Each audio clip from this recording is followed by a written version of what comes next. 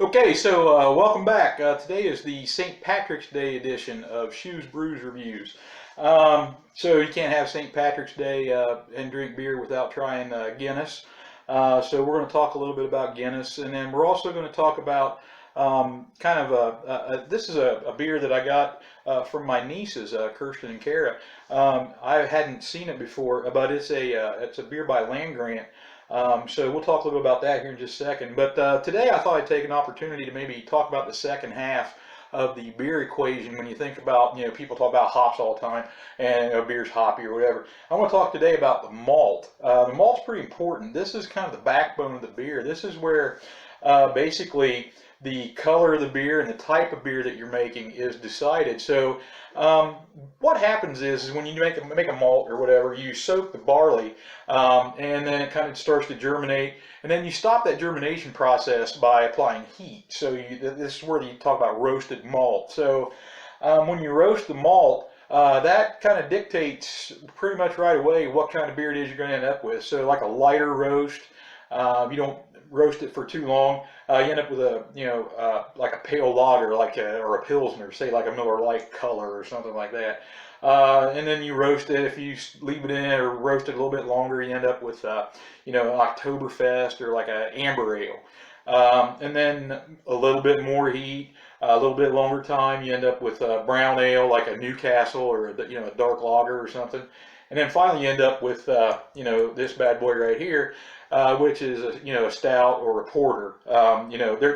This is a stout. Basically, the difference between a stout and a porter is just the unmalted barley that's used to make a stout.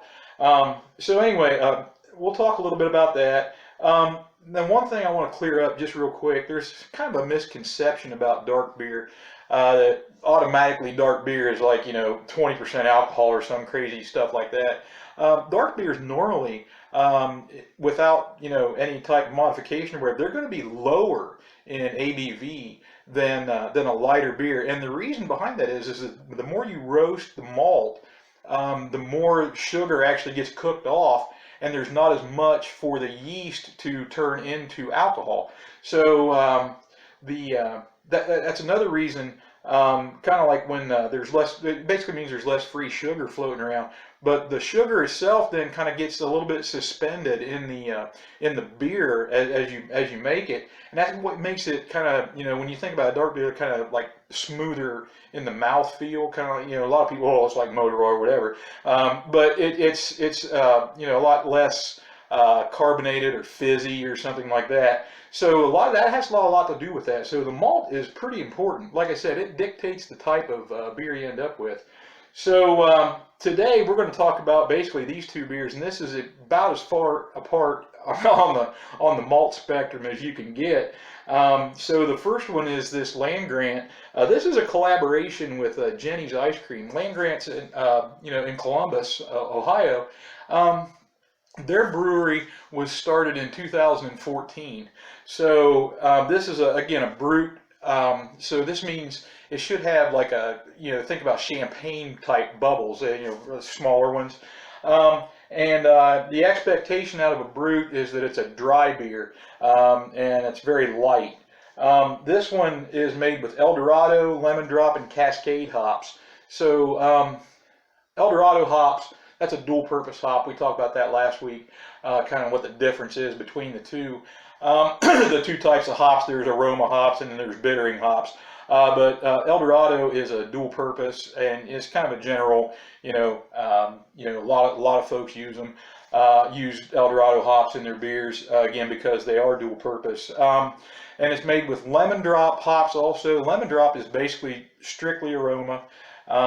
These two hops kind of have a fruity kind of smell. Obviously they're using berries in this. They put a pound of raspberry puree in each barrel of this beer when they make it. So that's, again, the expectation on this is going to be, like I said, it's going to be kind of a fruity flavor, almost like a champagne type taste. So that's what I'm hoping for out of this one. Again, 6.1 ABV. So this is a little bit higher in alcohol, so automatically it's going to be higher in calories. They don't actually give a calorie count on this, but 6% alcohol is going to put it at, automatically going to be around 140 calories. That doesn't count any of the other, additional ingredients. So, but a very low on the bitterness scale. Last time we talked about IBUs, this is 19, so I don't expect any bitterness out of this at all. So I'm going to go ahead and pop this open. And, whoa, look out now. So, it's definitely fizzy. Goodness sakes. You'd think I never drank before.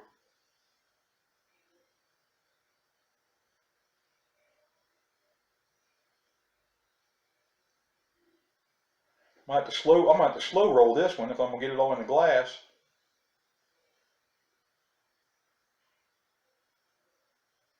Man, this would be a good time for a commercial.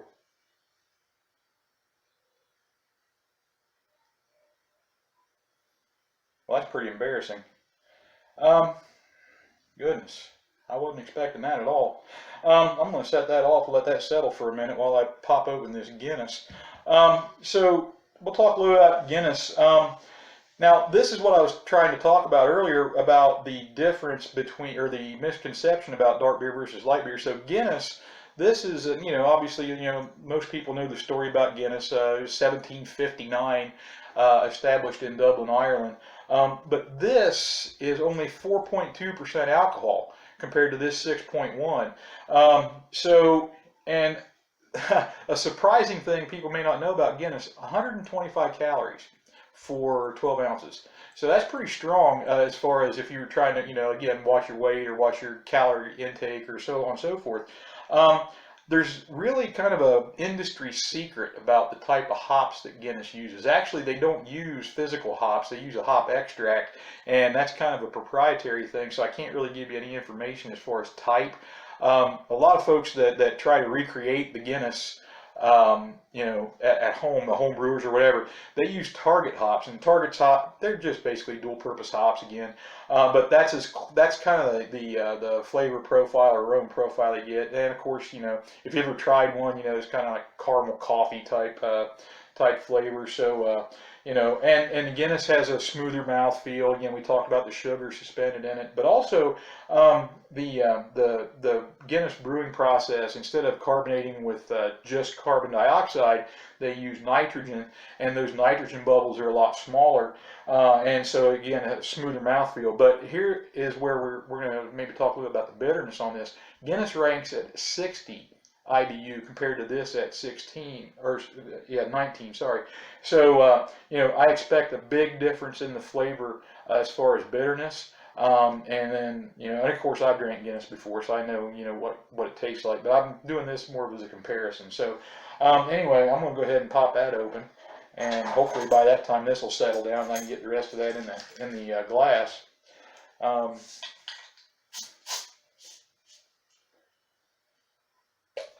And I know I do not have the appropriate glass to pour a true pint, so that's why I'm using the 12-ounce bottle instead of the pint. So, yeah, and you can see obviously there's a big difference in the color. But anybody that's ever had one knows what I'm talking about. So, again, really smooth, kind of creamy looking beer. I'm going to move these out of the way. I think I can finish pouring this now. So, boy, that really did blow up on me, didn't it? Okay, so again, this one actually, don't be fooled, I guess, maybe I should do a different comparison, because this beer actually is pink, and that's, again, a result of that raspberry puree that they use. But I really am looking forward to trying this and kind of see what this is all about. So,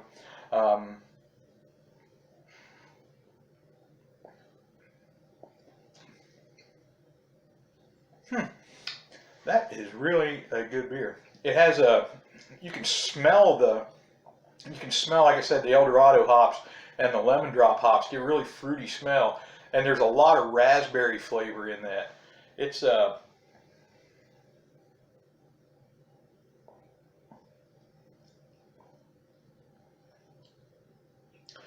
I mean, I don't think it tastes like champagne because there's some bitterness in it. It's a lot. It's, I mean, it's not like really bad bitter or anything, but there's a lot of hoppy flavor in that. That excuse me, that I wasn't expecting. I was expecting this to be kind of almost like a sour, but it's really not. I mean, this is a pretty good. Actually, it's really good. It's got excuse me, it's got like a fruit flavor, but also a fruit aroma. But it's got a bite to it. So man, that's really good beer. Um, Again, unfortunately, at 6.1%, that's not going to fit in my diet. But boy, I'll tell you what, as a one or two of those every day would be, or every session. I shouldn't say every day because I don't want people to get the wrong idea that I'm an alcoholic or anything. But yeah, that's really good. Um, so again, now with the Guinness, I expect this to be completely different. I know it is because I've had it before. Yeah, I mean that's just that's again coffee flavor, caramel, um, and again very smooth mouthfeel compared to this. This is pretty well carbonated as well. So yeah, I mean again side by side you can obviously see the difference in the malt. So this is a lightly roasted malt versus a dark roast. So that kind of sets the table for whatever type of beer it is you want to make. But boy, I'll tell you what, this Land Grant, man, that's really good beer. I would give that a 4 on taste, and the smell. If you, I wish you could smell it because, man, that has a. I mean, it really does smell. It's almost, it smells like an ice cream sundae. I mean, that's really kind of. I was pretty surprised by that. It's got more bitterness than I thought it would, though. So I'm, according to the standard, and again, when I evaluate bitterness, it's not is this bitter compared to this. What I evaluate it on is if it's supposed to be an IPA, then I would expect that to be much more bitter than a lager, right? So for the style and what it's supposed to be, I think it's a little bit over the top, overly bitter, but it's really good. Um, I'm gonna go 3 on that because, like I said, it's more bitter than what I expected. As far as the color, I mean, it's a brute and it's supposed to be a little pink, maybe, or based on what's in it, I would expect it to be pink. I should say that again. Like I said, a pound of raspberry puree in every barrel, so that's quite a bit of fruit. So I'm not surprised by that color. So I would give that pretty strong mark there. So I got, let's see, 4 is 12, and 3 is 15. So yeah, I mean, 15 out of 20. I mean, and is it supposed to be like this? I mean, does it match the style? I would say yes. But again, just a little bit more bite to it than what I thought I would get. And of course, Guinness. I mean, there's really, you don't really rate Guinness, so you just say, yes, I'll have some.